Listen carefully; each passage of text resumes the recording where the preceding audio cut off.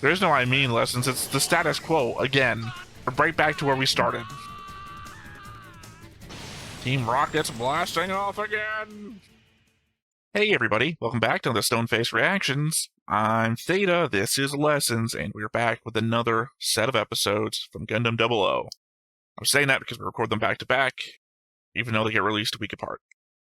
I should also mention that these will be the 2 episodes leading into the ultimate episode of the season. I guess you could call this the penultimate episode and the penultimate episode. Yeah, it's 50 episodes, so 25 episodes. 2 seasons of 25 episodes. Yeah, that's what I said. You said 50. Yeah, that's a total. That would be 50 divided by... It's a total 25. of 25 episodes, 2 seasons apiece, which is 25 episodes apiece. Saying it's 50 episodes when we watch plenty of 50-episode single-season runs is confusing. But you looked confused when I was calling it the ultimate episode, the next recording. So, that's why I was clarifying. You looked confused, then said it was 50 episodes, so it seemed like you were wrong. Of course. Which means that next recording session we'll be doing the final episode of Season 1 and the first episode of Season 2. Season 2, yeah. Which is a weird way to do it, but it's how we're going to do it, so. Not the first time. And it won't be the last. So, yeah, as always, there is the board, and as I said, it's on our own website now, and I've gotten it a bit better. The thing is that every other show, I introduce the idea that I'm working on the board, and I've really messed it up every other time. But I think I've been rather consistent when it came to this show and showing off the board. Now it looks even better. Maybe worse than it did last time, but it works better than the last couple of shows I brought it up on. But I do have the board changelog, which maybe I should make that part of this too. I could add a little text box of recent changes. I marked Laguna as dead. I connected Patrick to Lock-On with a red line. I connected Lasse to Patrick with a red line. I added Dr. Moreno. I connected Soma to Nina with a red line. I connected Aliel Sanchez to Michael and Johan with a red line. I marked Michael and Johan as dead. I connected Alejandro to Shenberg, I guess, with a red line. I marked Shenberg as dead. And then I connected Lasse to Ali with a red line. Yeah. You have Laguna and Ali connected with a green line.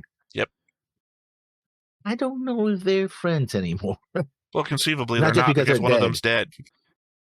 But also the fact that it was like, oh yeah, he died. You know, he's like, Ali was like, I didn't care about that guy. So I mean, they had a friendly relationship. They were allies. I mean, it's not implicitly said that Ali was the one that killed him. Probably is true, but there's no real information. Their last stated relationship were allies. He killed. It's implied that Alejandro is the one that ordered him dead, and I don't know that we've ever seen Ali with Alejandro. But he does mention something about the Trinity, and so he might have also ordered him to kill them as well. So I'm saying that we've never seen Alejandro and Ali in any sort of conversation that I can recall. No. So the idea that he may have ordered Laguna to be dead, there's no indication that he ordered Ali to do it. Could have ordered anybody to do it. He's a man of means. He also ordered the Trinity to be killed as well, and Alpha just showed up to do just that. So again, though, this could be a whole hierarchy of people that it got to Ali through. Yeah. There could be no connection between Ali and Alejandro. I mean, that would be Alejandro's MO, I would think. I'm a UN observer. I'm not this other guy who you think I am.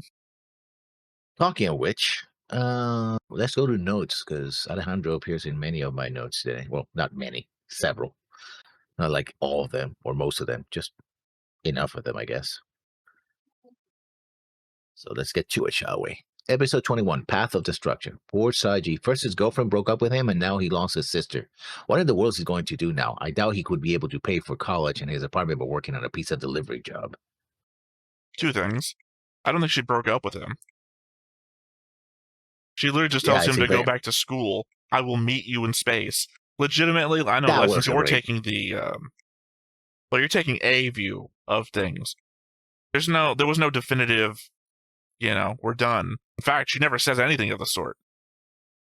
It seems very much like a breakup without saying the words. At Well, least then it's I not a bring breakup. break. See, the problem here, Lessons, is Oh, you're falling I into the haven't. classic sitcom moment where you're going to be like, I thought we were apart. You cheated on me? You got to define terms, man. You always got to leave the situation knowing what the situation is. Trust me, I've been enough breakups to realize that, yeah, that was breakup dialogue. Again, though, if she decides that it wasn't because y'all never said it was, and then she comes back, and you always wanted to be with her anyway, and then you got involved with somebody else who saw you as a sad sack who could, be brought back again. You fucked up, my man. Not really. Your opportunity to have a relationship that you wanted, and then you misunderstood the situation. Well, in that case, yes. But if I very much was like, oh, this is broken up, and it's like, oh, we didn't break up. Well, it just takes one person to break up. So yeah, we're done. But then again, Saji isn't the one that wants to break up. Oh. So yeah, so if Saji took your read on the situation, thought they were broken up, and somehow managed to stumble on another rich heiress or some shit.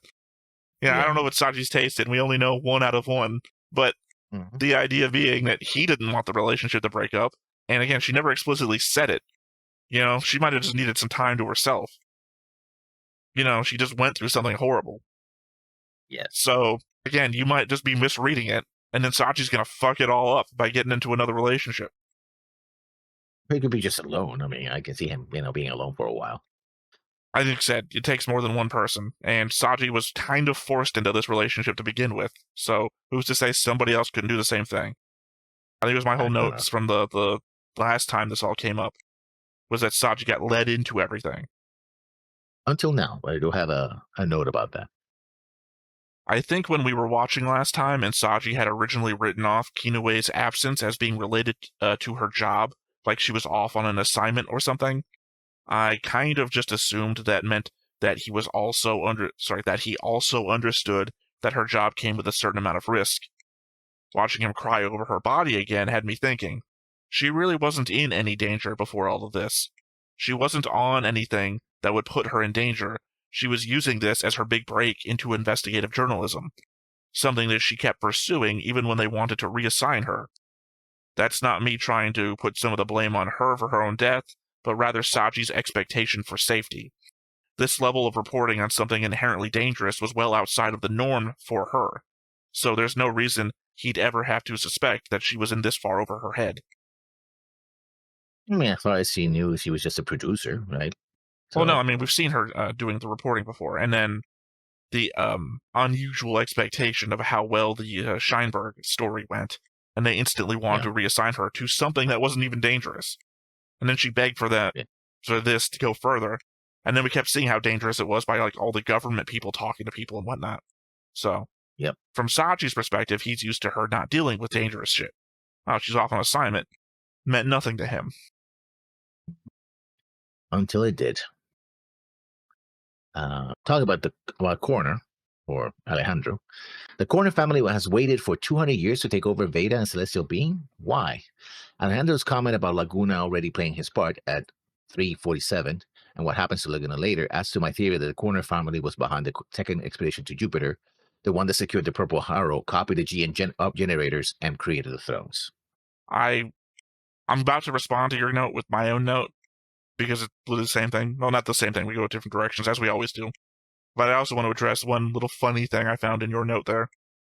Because Alejandro had Laguna killed, he's definitely responsible for the Jupiter expedition. That's what you just said. That's like two non-connected things. Because you had the schnapps for dinner last night, you definitely committed this murder. It's like, what? I mean, remember that it also said that Laguna was the one that... I'm not disputing your theory, by the way. I think it's probably true, because we don't know anybody else with the resources and the desire... Well, you don't know anybody else with the resources and desire to get that done. I think it's probable. It might not be. I can think of another person, but the idea right now is... I just thought it was funny. You put those two things together as though they were absolute truths that connected one another. You, who doesn't always solve mysteries. Alejandro says that the Coroner family has been waiting over 200 years for this moment. It's currently 2308 right now. 200 years ago would have been 2108. So they've been waiting for this since sometime before that. I've got 3 blips on my timeline before that. One is Scheinberg being born in 2051. The other 2 are bad translations from his bio about him doing something and studying something in 2090 and 2101. So essentially, the corners saw potential in Scheinberg, or Schenberg. I keep saying Scheinberg. I think I heard it that way the first time I heard it. Now it's occurring to me that's written like Schenberg. And they waited 200 years to exploit it, starting from before he had even built Veda. But that means that who exactly is the corner family? And, Alejandro. I mean, yes, today, but all the way back 200 years, right? Alejandro's great-great-great-grandfather. Yes, but why would they be interested in Scheinberg's, I said call him Scheinberg, research, and where do they get their resources? I mean, what makes them that they're so rich and then manage to keep, well, once you're rich, it's very easy to keep your riches over the centuries. In fact, you get richer. Unless you make a $1 bet in a bathroom. Yeah. Come on, comment down below if you know the reference. Yeah. My next note. Love how Daryl puts Patrick in his place by reminding him of how much of a loser he really is. Yeah, you just don't know Patrick. Patrick's my guy. Patrick's my guy if I hadn't been drawn as Ali. Because again, as I keep saying, Ali is the most recognizable person I can be drawn as. Patrick would just be every AEU uniform. But again, the only defining factor is my head. And the only thing that defines Patrick, is basically his head. Because it's all AEU uniforms. Yeah. He's my guy. You'll understand one of these days when you're older. I mean, technically not true. Legitimately, it will be in the future, and you will be older. So,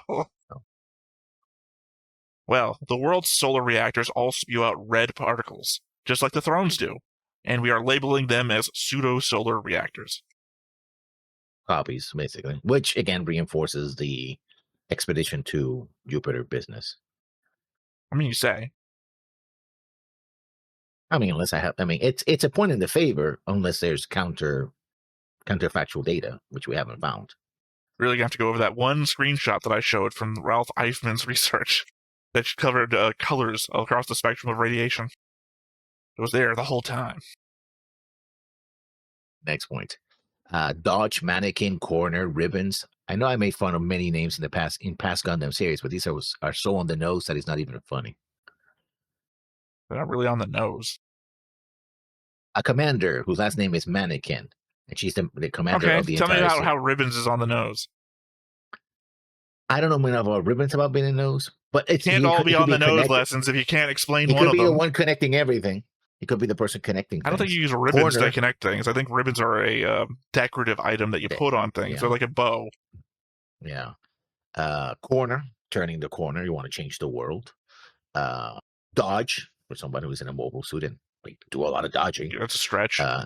I'll give you a mannequin because that's just like a very sarcastic way to refer to somebody that's in charge of everyone. I'll even give you corner, but I'm not going to give you ribbons or dodge. So, because one, you still can't even explain ribbons. It's not on the nose if it escapes you. And is the dude famous for dodging? No, are all mobile suits famous for dodging? No, a lot of them just can get hit. So, if the implication is that Tierra isn't human, as per the conversation with Lock-On, then I imagine that would suggest that anyone else with the eye glow thing that we've seen is also not human. Which are 3 people right now, possibly? Name them. Ribbons and Tierra. What was the first one? Nena. Remember, she's the one who got into Veda in the first place, and Veda doesn't have physical inputs. You have to do the whole... I don't specifically remember if Nina did the eye glow thing. Yeah. Possibly, I referred to it already. But also, I'd argue that we already suggested that maybe Nina isn't the one that got into Veda.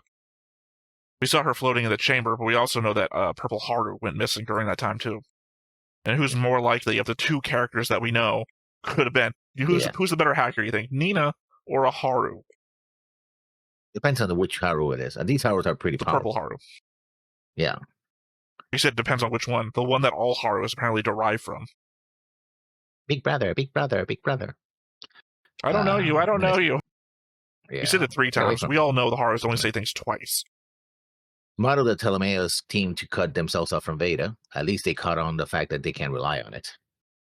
You said that Although, they didn't how? catch on to that fact. In fact, I guess it makes worse. Anyway, they didn't catch on to that from the element that they only cut themselves off from getting Veda more information. They're still taking information from Veda. Yeah. How much? Which Yeah, actually defeats a future note that I have that I've said that out loud. But that note is literally my last note, so I'm not getting there just yet. In the pan back of the Thrones launching to cut through the attacking UN Gundams, there are 8 remaining in the sky. We know that there was one more before as they got shot down, so they attacked the Throne's base with 9 UN Gundams. When the Ptolemos is attacked, Sumeragi says it's 19 machines, so 28 out of the 30 solar reactors are being used in this fight. Where are the remaining 2?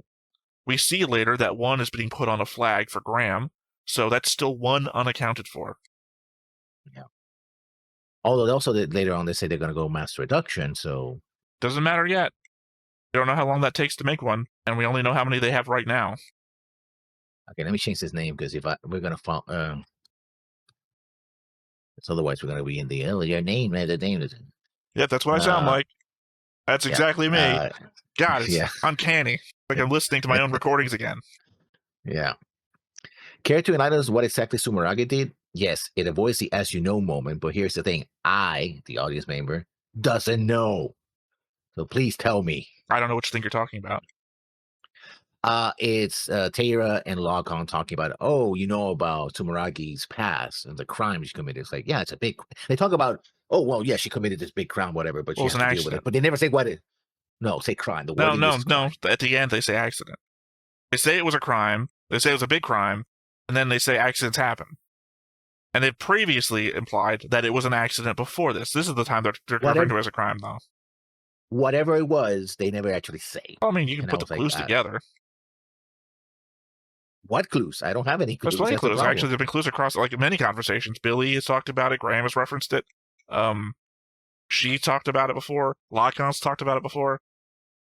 There's been like lots of tiny clues spread across many conversations. I'm not leading you along here, Lessons. I would not think that you would know what it is yet either. I'll be honest, I don't remember what it is. But they have said a lot of clues that you could start making guesses. The only thing I can guess is that she made a prediction that went horribly, horribly wrong. I do know that they do eventually reveal it. This isn't going to be a wild goose chase. Yeah. I just don't remember off the top of my head because we're in that middle area. Like we're literally near the end of the first season, but we're in that middle area of distance from what I've already experienced in the past and my running memory of it. So, the further we get into the show, the less I'm going to remember about what I've already seen until it's in front of me. So I'm going to take a stab at it that she made a wrong prediction, say about a terrorist attack, and a lot of people died, and she got blamed for it, or she blamed herself and she left the service. Cool. Put that in your notes so you remember to bring it up when it happens and see if you're right. It's certainly a choice to push a character into the limelight by saying everyone knows the name of, and then choosing not to give a full name and pivoting to Mr. Crossroad. Everyone in the business knows the name of. I forgot his name. Mr. Crossroad. Very important name that. I entered into this conversation with way too much confidence. Everyone knows the name of. What's the name on that wallet over there? Crossroad. Mr. Crossroad. Yeah. Another on the nose name, because to be at the crossroads, to be at a change. And right now, Saji is certainly very much at the crossroads of his life. Again, though, you're still only 3 out of 5. It's not on the nose until you can explain them all. So Tierra's not human? That would explain the flashing eyes every time he connected to Veda, just like Ribbon does, or did. It's 2308. They could have massive steps forwards and contact lenses. Yeah. You do crazy shit with contact lenses right now. I can't wear them. I can't have the thing there. Imagine having contact lenses that activate when you're like connecting to a Wi-Fi. Yeah. I'm pretty sure you could probably do that right now. But at the same time, expensive problem. Yeah, but at the same time, well, the power requirements is the problem. Where I don't know, they can be photoreceptive. I guess, but then or heat, run off heat. I mean, I don't know. There's like the you ever seen the tattoos? There's like activated tattoos that you can connect. I've only seen it once as a proof of concept. but like a phone tattoo sort of thing. Yeah. Yeah, I mean, but that's bioelectric. Yeah. Again, one of the problems is with any device in your skin or something like that is heat buildup as well, because Yeah, the but the heat electronic. skin radiates. That's the whole point. Well, I mean, part of it is to contain, obviously, but I don't even mean like the whole point of skin. I mean like the part of the point is that the skin maintains the internal body temperature, but it also radiates heat as necessary. So it's a good medium. Yeah. Alleluia. Is our destruction part of celestial beings' overall plan? Tierra, that's not going to happen. So it's fine to rob the freedom of others based on what you're told. It's fine killing people fighting for their freedom or ability to sustain themselves. But if the same orders you're willing to kill for come down on you, then that's not okay. Sure. Self-preservation being a strong instinct, I suppose. Yeah. You can't do the I'll thing. burn the world down if this thing tells me it'll change the world. But at the moment I become a problem, fuck that system. What the hell? Who listens to that thing, right? I'm a fanatic until I'm not. Until it comes to me. I'm not fanatic about myself. I'm fanatic about the rest of everybody. You people have to listen to what I have to say. I don't have to listen to anybody. I came for my neighbors and no one did nothing. Then I Oh came for yeah. me. And then where was I? I mean, tangentially related to that, I would feel for Setsuna but if I condemn the Thrones for Nina's actions, I can't leave Setsuna and the rest of the Meisters for Hallelujah's actions. In other words, they give you this scene where he's like holding a rifle and she says, has a dream with a princess and like, oh man, he's really thinking about changing his way of life, whatever. But it's like, yeah, no, but I remember that the mission you gave to somebody to blow up an entire building full of kids. So, I'm glad yeah. you keep bringing it up because I never think about it.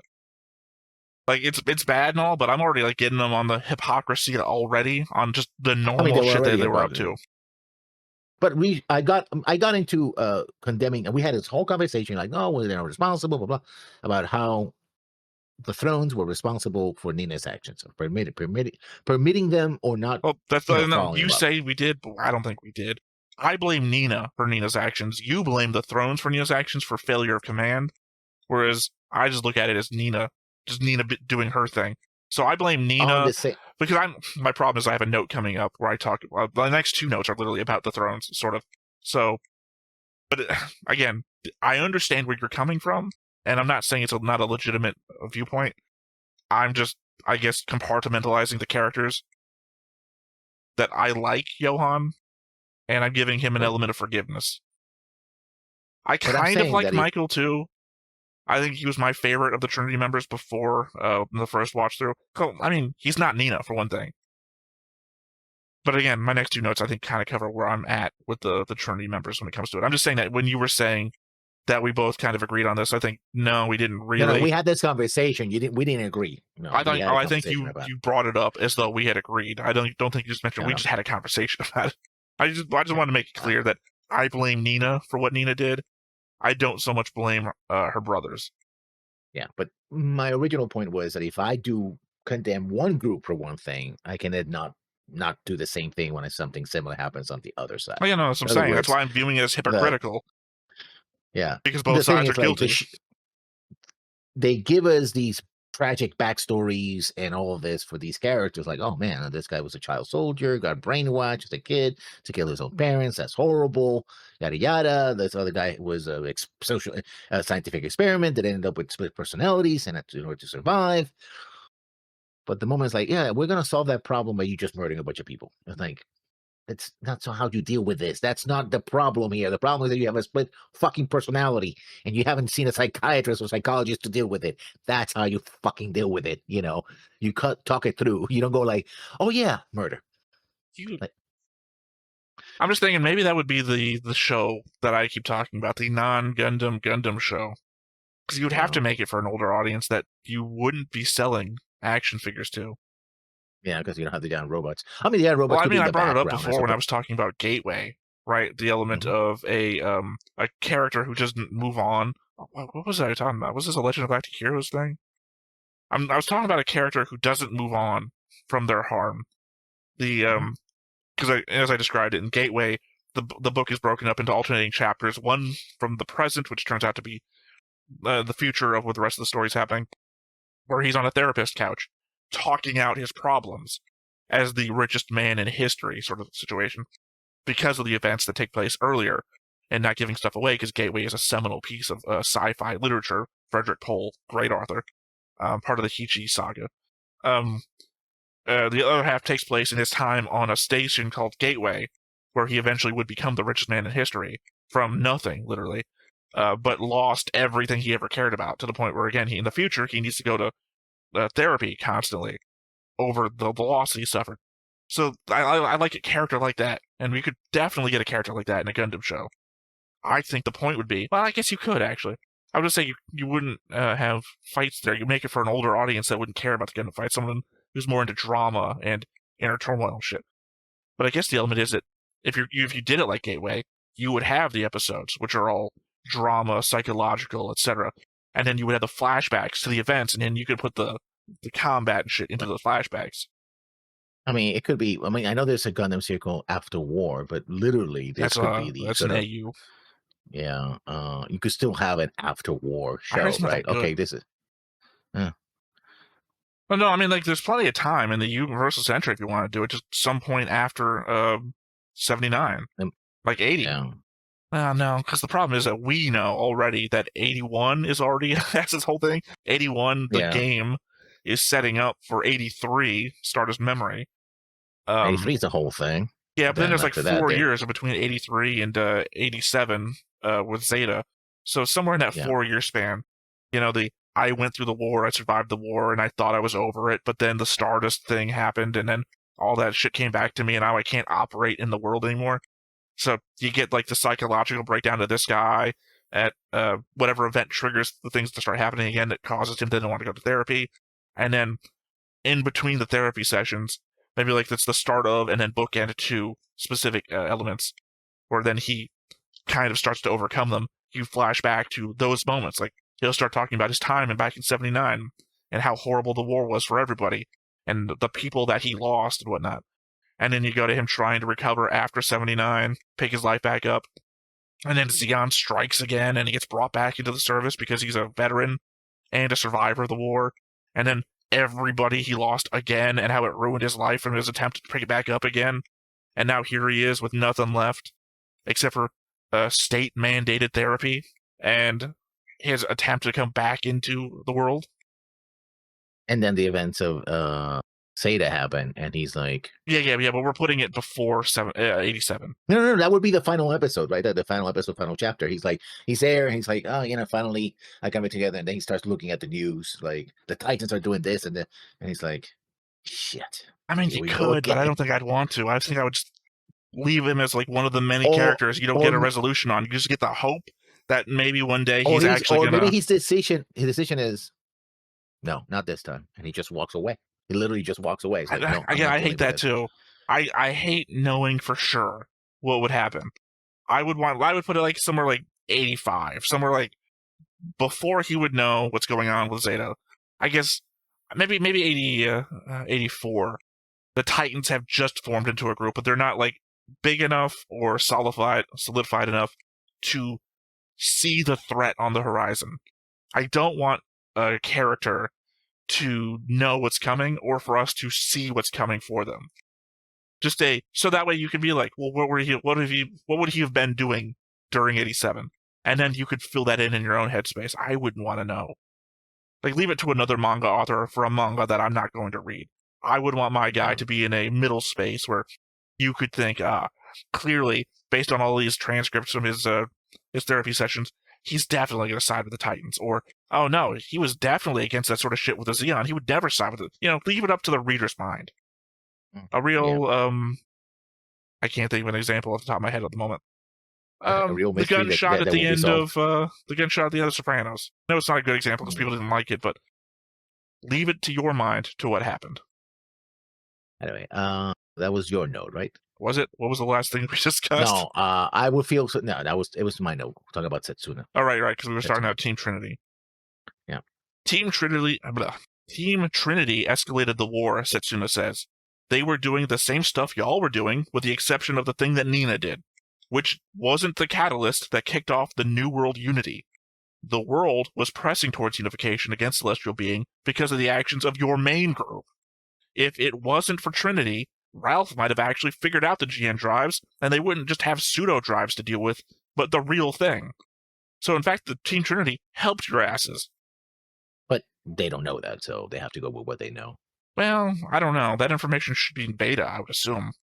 Team Trinity was getting their information from beta, so. But again, it's the idea that they're blaming Team Trinity for escalating the war, and no, the world had come together multiple times because of you. 2 times the world came together in the world's most massive military buildups to fight you.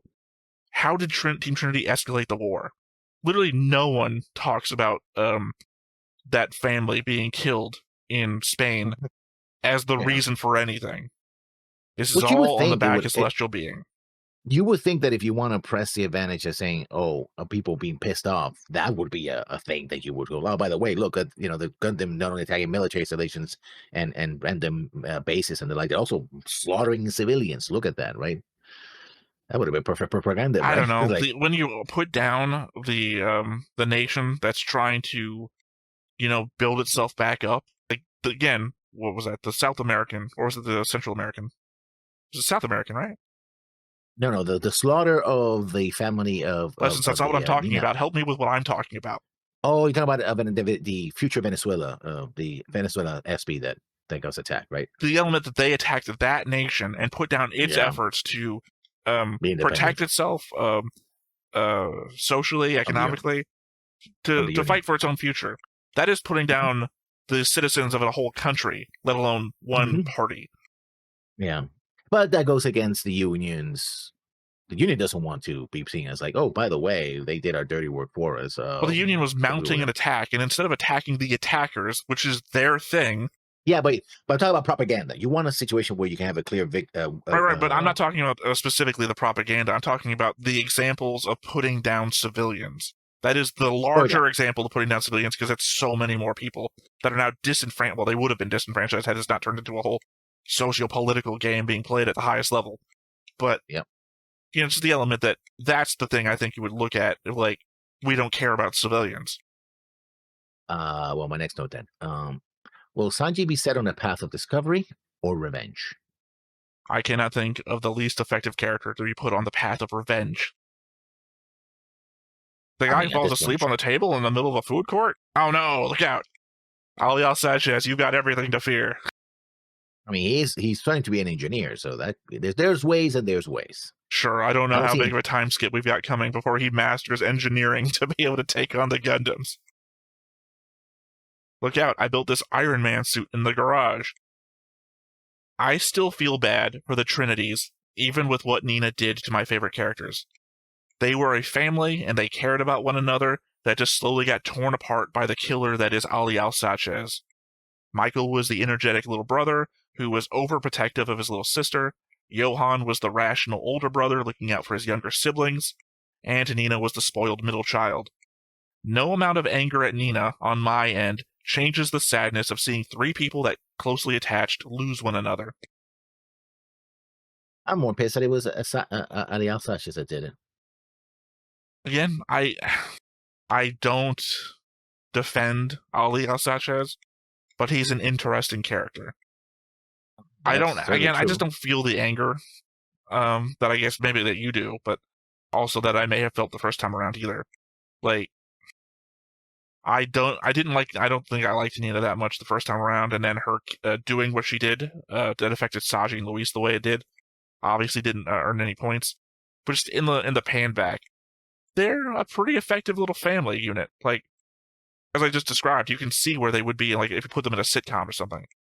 It's just then seeing them, like, scrounging for food, like, I fucking hate these canned foods. And then they're just trying to, like, get to safety at this point. Like, we don't have any resources left. We can't keep fighting. We gotta find a way out of here. Let's get back into space. What can we do? And again, older brother is trying to figure shit out, using what connections he has. Michael just defending the family because he's the energetic little brother. And who's the first one to get shot? The one who's putting himself out there, Michael. And then, of course, Johan, as the older brother, has to try and protect everyone. Nina, get out of here, run! Yeah. Again, if Nina wasn't guilty of what she did, they would be instantly sympathetic. But Nina's little thing kind of puts everything on the table. And I think I can overlook it for the sadness of a family being destroyed. Which is ironic given the fact that Nina destroyed a family. And my last note for this episode: activate plot armor. Well, partial plot armor since Lock-On got nearly taken out. No comment. So the first half of the episode 21, weird way to put that, Felt and Christine were coding a standalone operating system to keep them disconnected from Veda, right? Then Veda intervenes due to ribbons, and they are forced to use their own system. So then how did the Exia get Trans Am? They were actively blocking Veda and on their own operating system.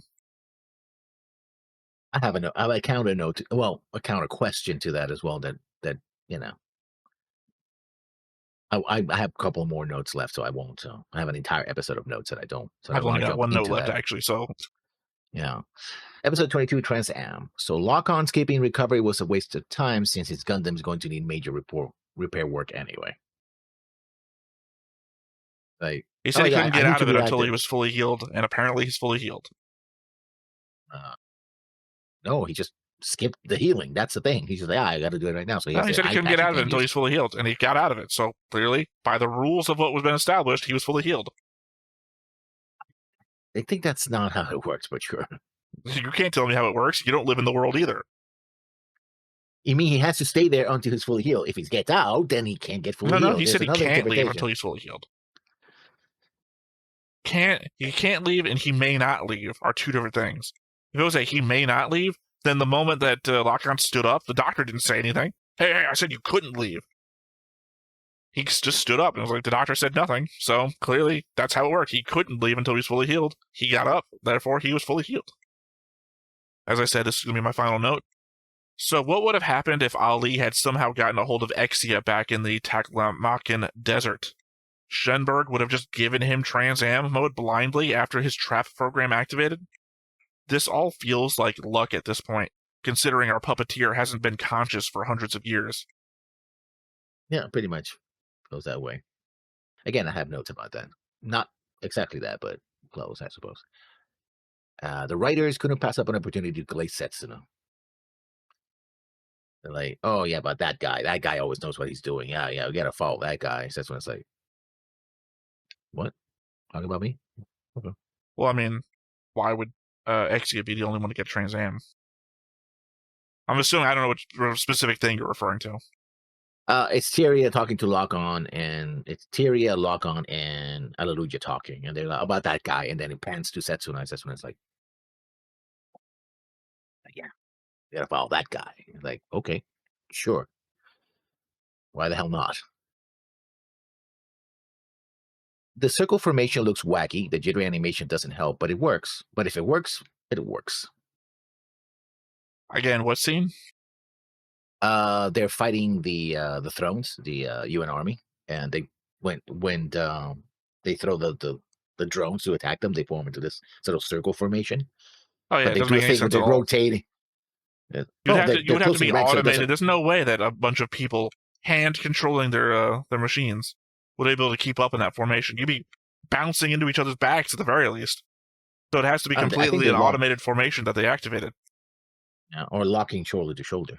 But they weren't, though. They were separated. There was space between them. As I said, that has to be an automated routine that they've programmed with. I understand that these are all supposed to be the best pilots from all across the world, but also they haven't been trained to act together either. As we just saw with Patrick and Daryl, those two just met each other for the first time right before so they're not. No, there's no training going on. I mean, all of these are Human League pilots in this group, so that doesn't mean anything. Probably trained together. Maybe not in these particular machines, but they trained together before. Again, I just told you they just met each other this episode. So are you saying we had an unseen time jump?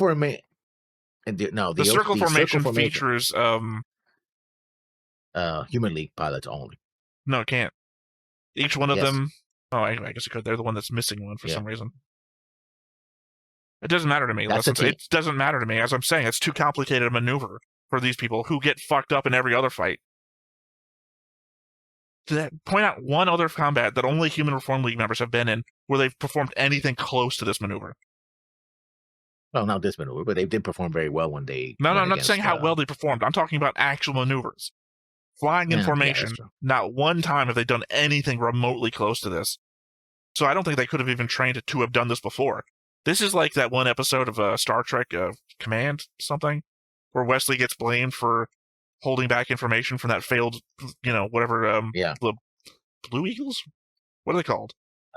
Red Squadron, No, I mean in real life. I was trying to think the real life name of the Blue Angels, Blue or Angels. Okay, that's probably what I was the referring to. Thunderbirds, No, I'm or the thinking of Red the Angels one. I Arrows, just or couldn't think of the name. Anyway, well, they're the Star Trek version of that, and they fucked it up. Like, I don't think these guys could have done that. So that has to have been an automated program. Like, either Sergey way, has it an seemed to. activation program on his that turns everybody else's into circle mode. Whatever they did, it seemed to work. I mean, It did. It did work. well, no, I mean, you're saying, I would argue into the realm of whatever they did, in the realm of whatever they would have done would have worked. I don't think the circle mode helped them very much. They circled up against a target that was right in front of them. Circle No, but mode it was is a to defense. fight an enemy that's surrounding you. Like, Yeah, legitimately. because they were fighting the drones. They were fighting the bits that were coming at them. That's why they were circling. And we never together saw the so bits they go wouldn't anywhere have it. but in front of them. Again, I mean in front of No, them. they were I coming mean a in front different of them in angle. the same direction that Michael was coming from. The drones never go. They don't fly out, come back around, and come up behind them. They go right at them because it's Michael we're talking about. Michael straight at you with a knife. Trinity. My next note, Marina. If it ain't Setsuna, I don't care. She's looking at the at the TV and goes like, "Oh, that's not Setsuna." Okay, never mind. I don't care. I'm like, "Damn, girl, you're cold." Really, it's how I watch stuff. Oh, cool. Are those monster trucks? It's not Bigfoot. I don't care. Oh, it's not Gravedigger. I don't care. That's all the monster Okay. trucks I can list. Another confirmation at 10:35 that Corner was behind the Trinities. That's when he mentions that Laguna had delivered the GN drives, and I was like, "Well, we don't need him anymore." And the next scene is Laguna's dead. Again, I keep referring to it's a hierarchy. We know that Corner is behind Laguna. No, actually, it also he says, "Oh, we have no need for the Trinities anymore. Might as well have some fun with them."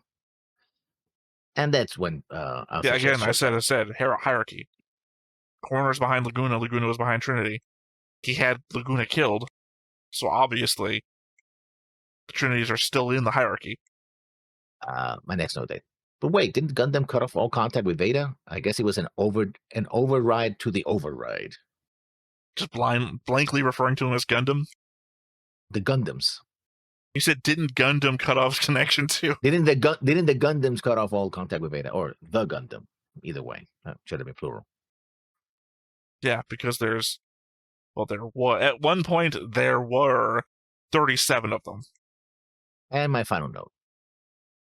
Too bad Al Sanchez will survive this battle. Sure, Setsuna is only winning because he got a Deus Machina upgrade, but it would be so satisfying to see Al Sanchez cut down like the rabbit dog he is. They'll have to wait. Probably to a final confrontation.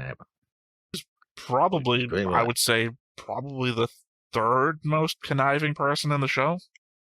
Oh, he's all there just because he wants to fight. We don't really know more about that. Yeah, but I'm saying he's moving from thing to thing, getting the rewards he wants, being wherever the hell he wants to be.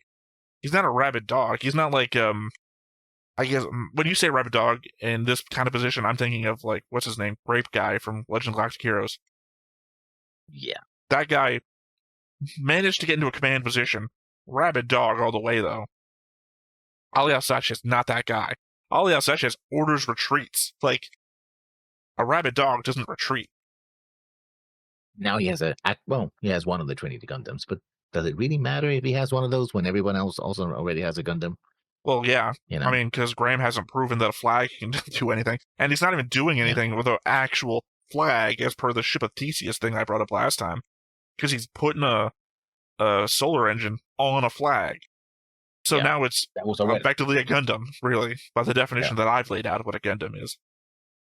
I thought you were going to point out the element that he's got one of the Trinity Gundams, and the Trinity Gundams, as we already covered by the act of the Trinities, is running out of power. It's got nothing left. Yeah, that's also pretty weird. Where the hell? I guess he has a submarine. Wherever his mobile suit took off from, he's probably going to try to land there, submarine or something. I wouldn't be surprised he has like a secret submarine waiting for him. I don't know why you're saying submarine. I also don't know why you think that matters. Or a ship of some sort. Oh, he has no power. He has to escape. No, we have no idea how much power he has left. They vaguely said we're running out. I'm pointing out the element that he has a finite resource and that they're running out.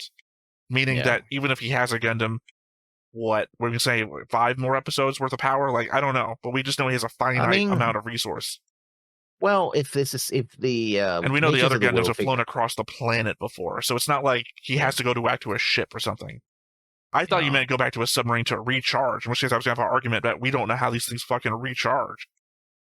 They certainly do recharge, probably back in ship. I mean, they do. They're contacting Laguna to try and get a recharge, so clearly not back at their own base. I don't know if it was a matter of them not being able to get back to their own base. We'll probably see him land in some of probably the AU governments. Like, oh yeah, I captured this Gundam. Oh yeah, because he seems like the kind of guy who'll turn one in. They'll figure something out. Or they just say, oh, he got a recharge. No problem. I'm like, oh, okay. Well, those were my notes. Yeah, and I think that's everything, so nothing left to do but to hop on in and see what we get. But before we get started, make sure that you hit the like button, hit that subscribe button, comment down below to feed that algorithm. On top of all that, if you want to watch more shows like this, unfiltered, uncensored, and uncut, as well as some early access stuff, you can check it out over on the Patreon. It's just $5 a month, but hey, no pressure. There's zero pressure in order to do that. It's just a little bit of extra support, and it would be greatly appreciated. Eventually, Setsuna got the power of Flash Step.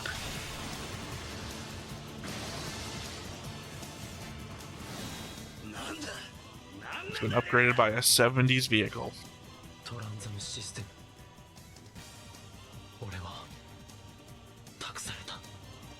And for some reason, I already know what this is.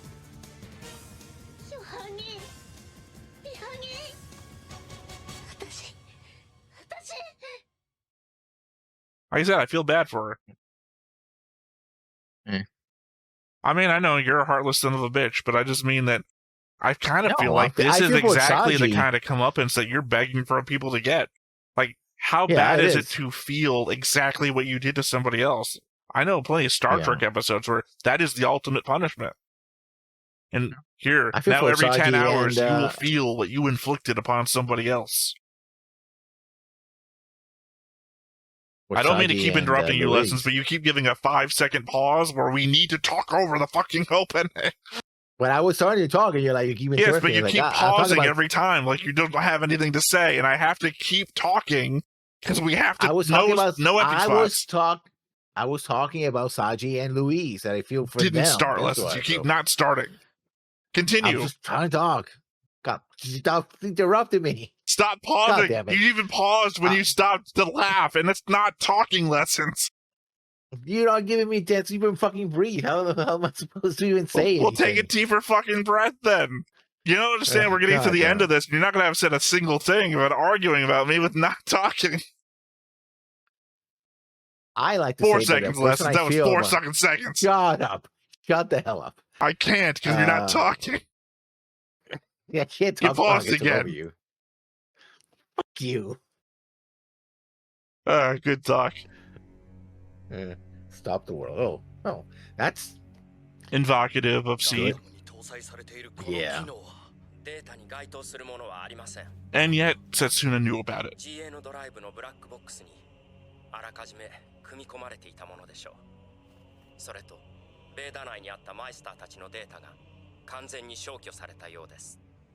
Oh, so that's a data trap. Oh, he's dead. If there were any questions that he was dead. Yeah, it's weird. It's cracked glass or whatever it is, but there's no actual bullet hole from that bullet hole that I've gone through. Yeah. Branch 1 resource satellites. That's a lot of loose rocks out there.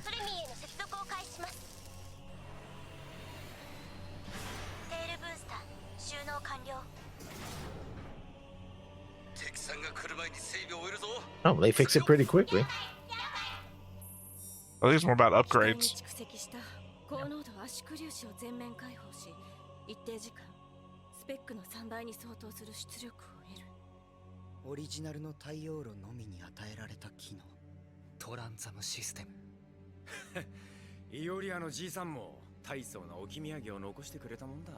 You know, conceivably he invented hundreds of years ago, and we've never approached that before.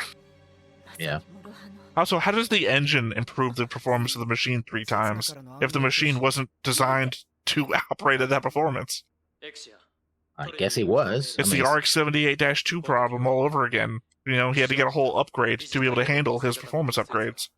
やはりまたガンダムスローネの一機が敵に鹵獲国連軍かスローネを奪取したパイロットはアリーアル・サーシェス以上アリーアル・サーシェス野郎がここに That bastard is responsible for my backstory too. 何者だい傭兵だと聞いているが補給が終わるのが早いか国連軍が来るのが早いかどちらにしてもラグランジュ湾での戦闘になる You've upgraded to the heavy class transports.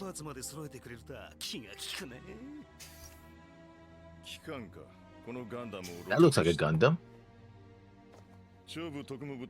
I told you he was going to turn himself over to one of the sides. ロシアのアラグマから直々に挨拶していただけるとは。フランス第4独立外人騎兵連隊ゲイリー・ビアッジ少尉です。ガンダム掃討作戦に参加させていただきます。聞かせてほしいものだな。どうやってガンダムを鹵獲したのかね。そいつは企業秘密ということで。You catch them when they're not in the cockpit. It's very easy. Yeah. 総員第一種戦闘配備モビルスーツ部隊出撃準備ついにこの時が来たぞ。 It's funny because Henry just died in your next to you last episode.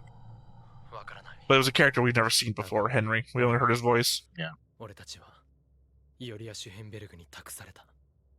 なら、俺は俺の意志で200 years before you were born. Never knew you.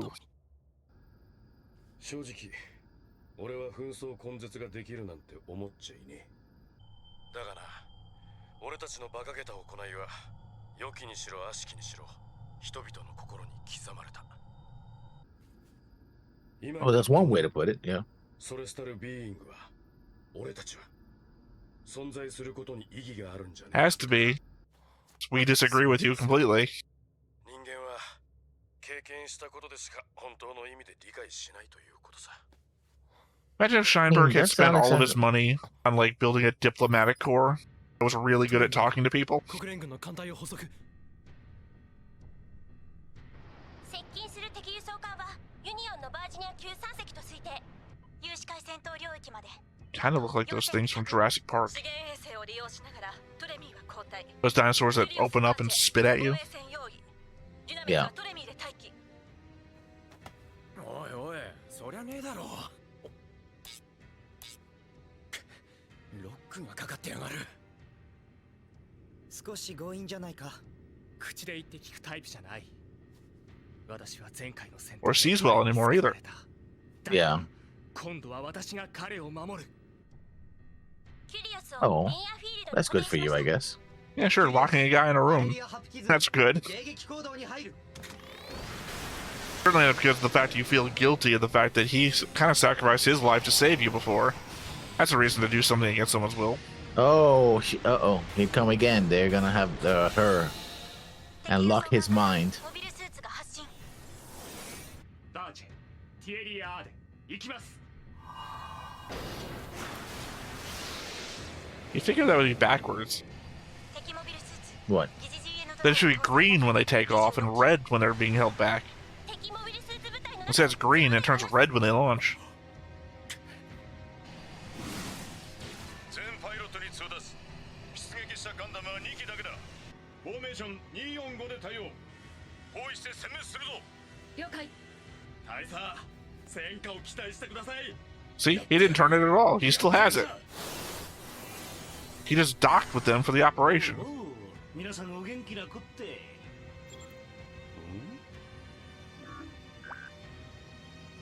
来たか。 See if I can upgrade one more time.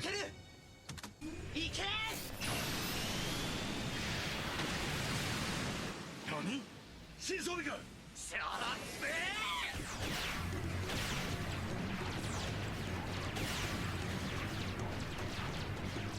テールブースターで機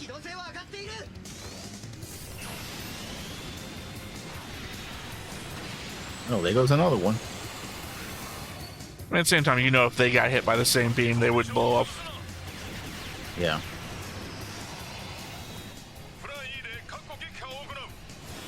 Yeah, but to say, obviously, you just saw you're getting hit by a massive beam. Let's all tighten up together.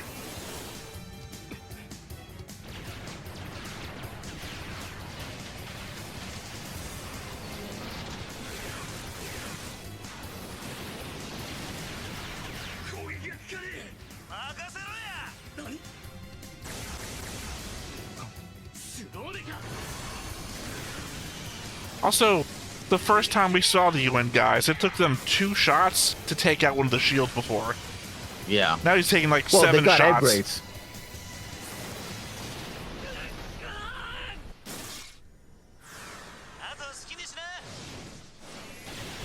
See ya.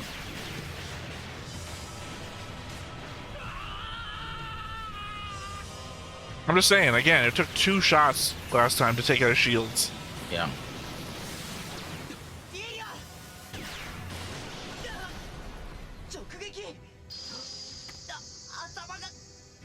There you go. Also, so There much she for your is improved again. thruster, because that's right where you got hit.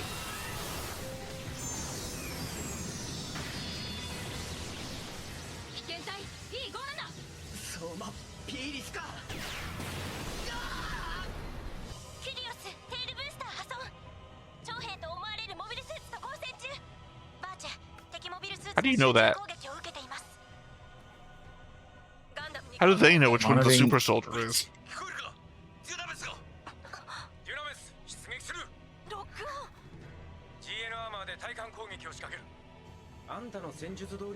Also, I'm pretty good at hacking a door, apparently. Yeah. Oh, he has auto, right? I don't know, we didn't see him in the room.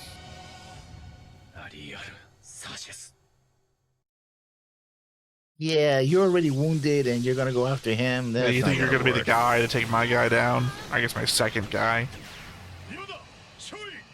Again, I'm still counting Patrick as my main guy.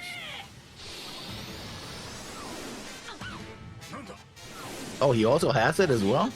I'm cheating, that's what's happened. Yeah.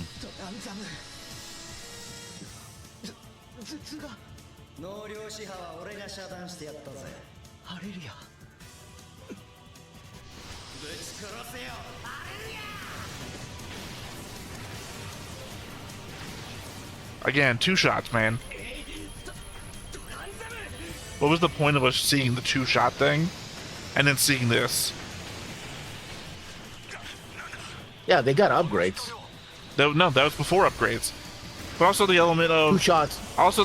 they were way powerful before, and then the world upgraded, and then it got 3 times more powerful. Just eliminating the entire point of the whole upgrading thing.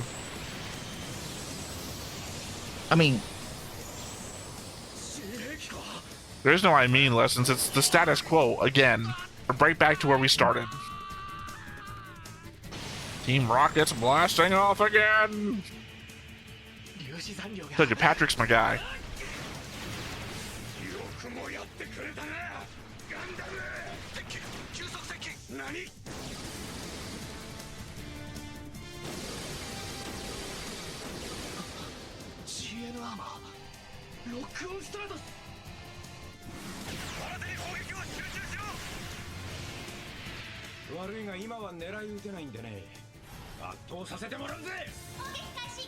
So I started blasting. yeah.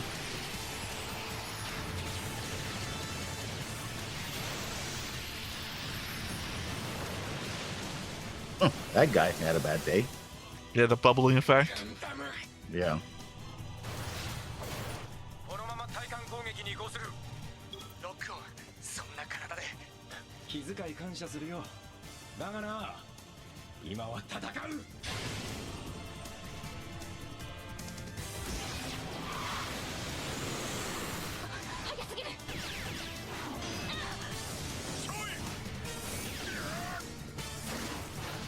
Again, for me, it's the element that we couldn't prove that they were any good at fighting. They just had to keep improving their Gundam ability.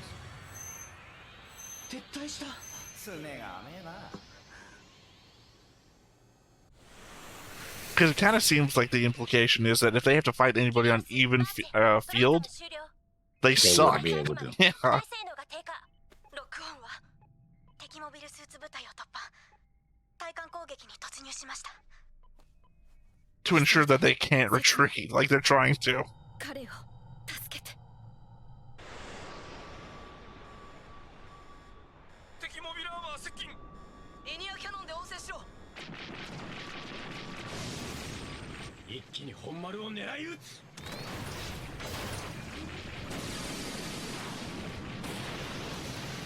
ゴーク撃墜。モビルスーツ隊はまだか。到着まで180セコンド。 That's why you always keep reserves to yourself. これで終わりだ。しまった。 I don't know what's hitting him because obviously you can see the shots are going wide around him. Okay, there we go. Even though that's not the same Yeah, shot that hit him. あれはスローネ。アリアルサージェット。 Yeah, you're not gonna beat him.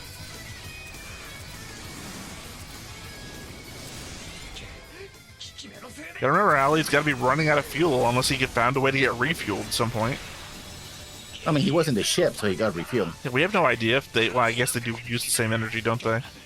Yeah. アイルランドで自爆テロを指示したのはお前か。なぜあんなこと。俺は傭兵だぜ。 Ireland is so far away from Kyrgyz. Why?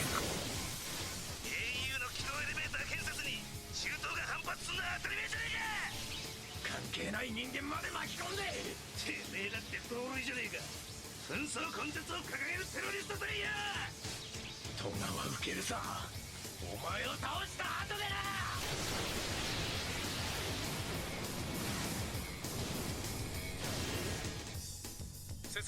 It's a pretty good soundtrack to the fight, though. Yeah.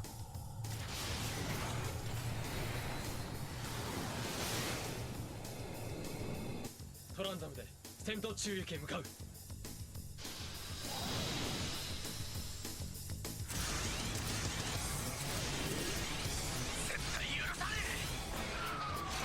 I tell you, they're all fucked if Ali ever gets one of the Trans Am Gundams.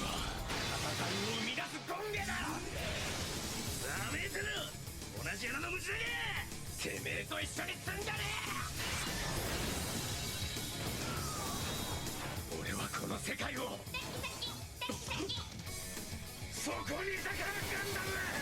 パワードの仇。邪魔すんじゃねえ。 And Henry. Dies. There he goes. Oh. フラッグファイターだ。しまった。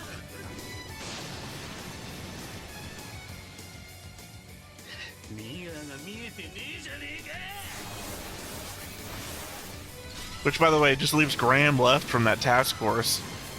Mhm. Who we haven't ever seen yet again.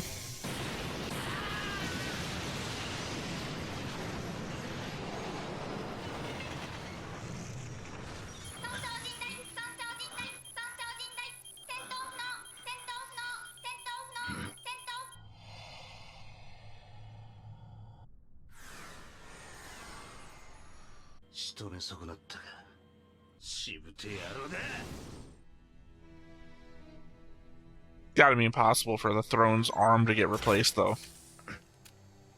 Yeah. I mean, who would know how to replace it? I guess you would get another Gundam's arm on you or something. ドレミーに戻せ。命令だ。心配すんな。生きて帰るさ。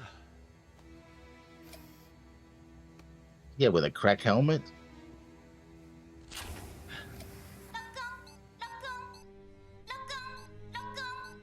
Are they gonna kill him so that Nana becomes part of the team? 頼むぜ。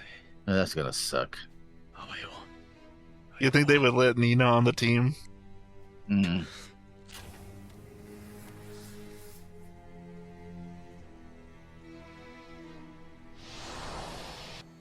トランザムの限界時間が。 As we all know, Flash Step has a time limit. くそ。やるはどこ行った。 All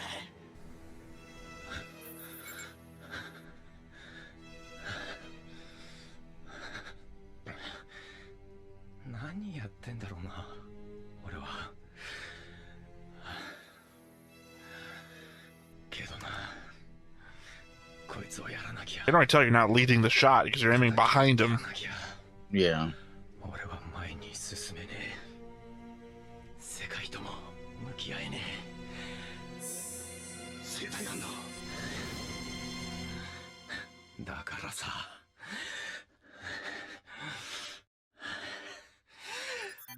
狙いやがれ。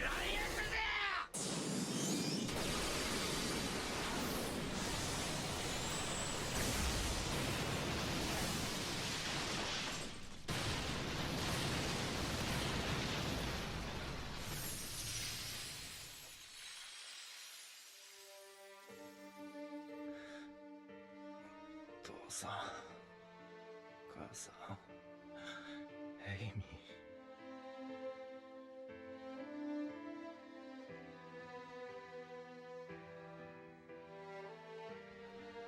分かってるさ。こんなことを I've never して mentioned Amy before. 変えられないかもしれないって。元には戻らないって。それでもこれからは、明日はライルの生きる未来を。Lyle. Yeah, Lyle Dandy. Twin brother? 切な答えは出たのかよ。GN アームズが録音。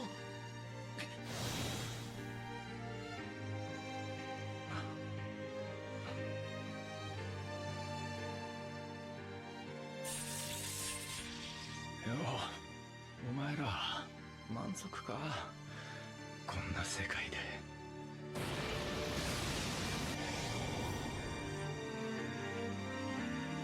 And he dies.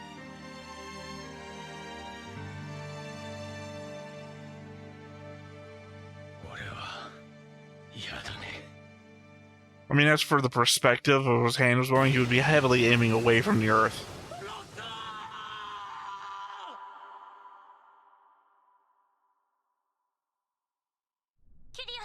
I know Lock-On is like a lot of people's favorite character. Never felt much for him.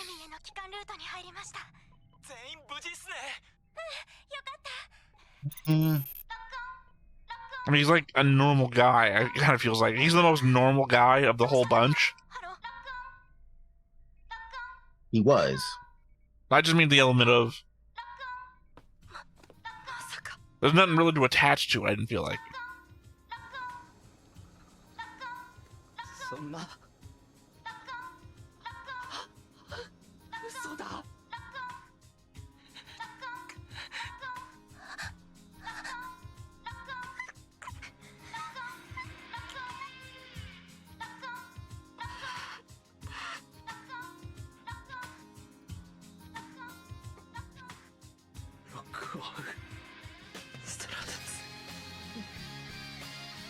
Surprisingly, the aiming thing didn't blow up the rest of it.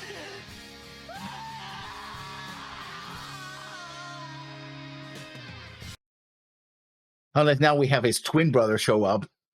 It's like he's going to take his place. Again, I can see where people would get upset about the episode. It's just the element. I never felt anything for the guy. I got no emotional attachment to Lock-On. I mean, I got no emotional attachment to most of the Gundam Meisters. That's my problem. Could have been Setsuna, wouldn't care. Terra, wouldn't really care. Hallelujah, probably be thankful. That whole dual personality shit's gone out the window. Again, I put more of my connection on the other characters of the show. Sergei, Soma, Patrick, Mannequin, a little bit of Ali, I guess. A little bit of Nina now. Like, I wouldn't so much care emotionally if Ali died, but I would be disappointed because he's such a fucking motivator of the show. He's not so much Ribbons or Alejandro.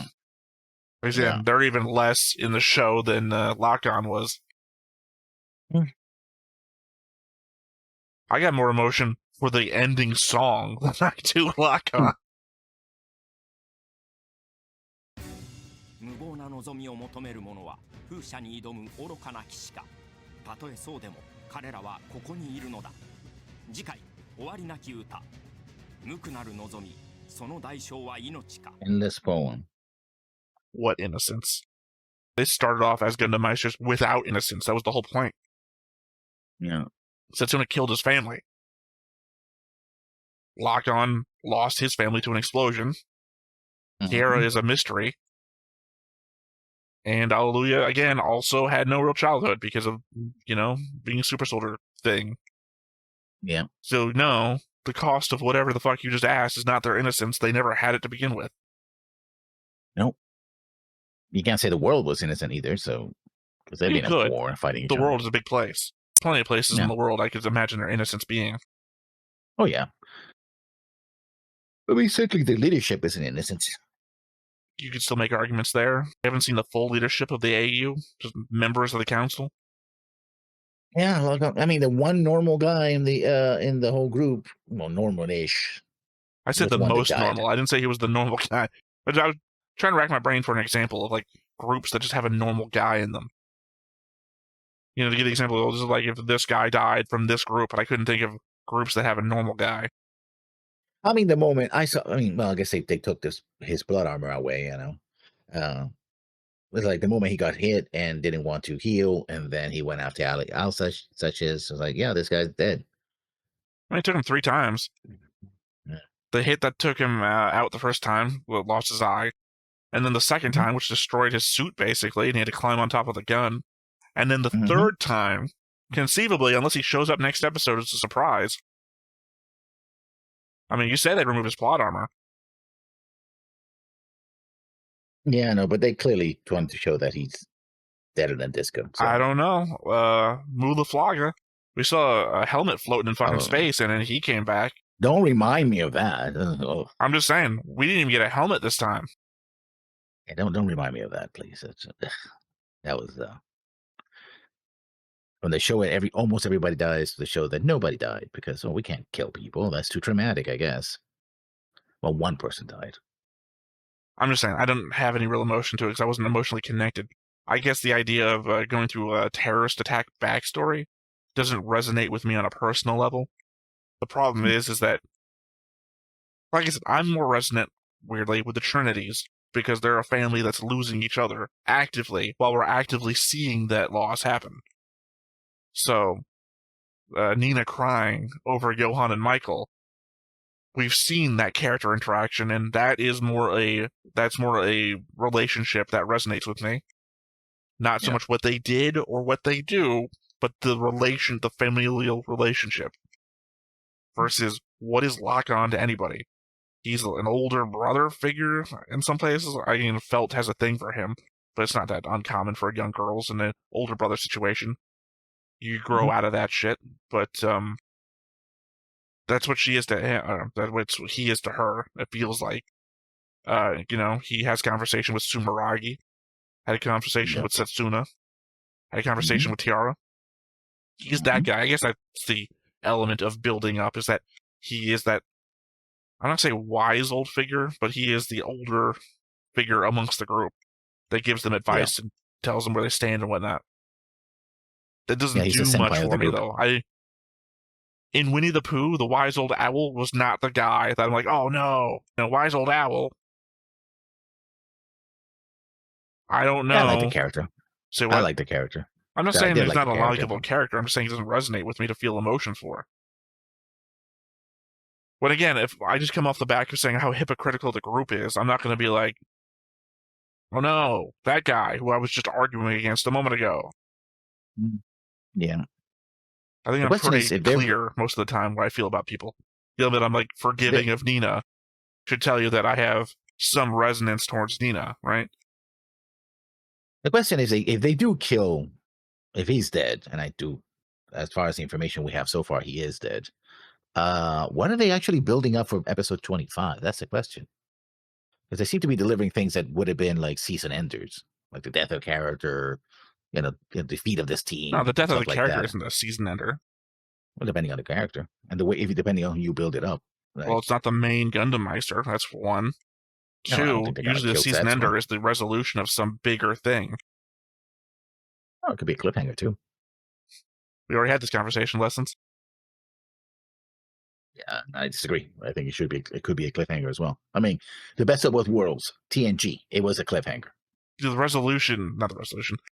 We had a conversation about what a cliffhanger is, and we had a disagreement there. A guy dying is not a cliffhanger. There has to be a greater thing happening for the cliffhanger. You're using the best of both worlds as an example. You know what that is, right? Picard being assimilated and the cube on its way to Earth. That's action in progress. That's the cliffhanger. What would be the cliffhanger here? A guy is dead? The combat's over, so there would be no cliffhanger. What's your, oh god, he's dead, I wonder what happens next? We're not mid-action anymore. We're not even mid-plot of anything anymore. All they did was they attacked and then they ran away. Which is, by the way, something that's been happening the entire show. So it's not even a special thing. Again, that was the point of Best of Both Worlds. This is a threat to the entire Federation, and now our main guy has been assimilated. That is a cliffhanger. This Lock-On is dead. Okay, that's bad, but that's not cliffhanger. Setsuna possibly being dead, that'd be a cliffhanger, because they're predominantly the main character, as far as we can tell. Yeah. Or, if they had been more successful in their attack, like, oh no, all the Gundams retreated back to the Ptolemos, now the Ptolemos is stuck behind its shield, but the shield's failing. And I've got the body of Lock-On, and we can't tell if he's alive or dead or not. His life signs are that weak. He's either on the verge of death or he's dead. Tune in next season. That would be a thing. We don't have that impetus. There's nothing here. But I'm still wondering, what are we building up to? It doesn't seem like we're building up to anything. We're just sort of. I mean, you're not thinking. You're not remembering stuff. Then I guess we are very clearly building up to something. I'm not going to say it's very clear what we're building up to, but there's the thing building up that I guess you're not thinking about. I mean, other than Coroner taking over the world, I guess. With Veda? Mean, where are they? On the moon. Or more specifically, where are they? Yeah, they're at the on Veda. Right? Well, can Veda take over the world? Can he actually use Veda to do that? Veda was so smart that it knew when Soma would appear some 20 hours, was it 12 hours into a fight? Specifically, one person would appear during a fight, when and where, and who they would be fighting specifically. It plans literally every combat action that they ever have to take. And what subplots would be happening during every combat action. Well, really don't have anything more to say about this episode. Okay. Sometimes I feel like you just dead end yourself. Yeah, pretty much. Well, I mean, we had a whole conversation. You don't know what's possibly being built up to. So I suggested a thing for you. And you're like, you said two things, and then I said, I'm done. I got nothing left. Yes, my favorite, the non-verbal response. I got nothing else to say, then I got nothing else to say. I just mean you could have said, yeah, that was it, or something, but you were like, yeah. You either need to get like a couple of rocks in a bowl or something when you do that, or, at least let it be audible Lessons, because this does nothing for me. Yeah, I told you before, Lessons, most of the time you give me nonverbal responses and I edit them out. Because they're usually like 6 seconds long, and I edit out like, I think, over 5 seconds. So you'll usually do like or something like that, and it's like automatically gone.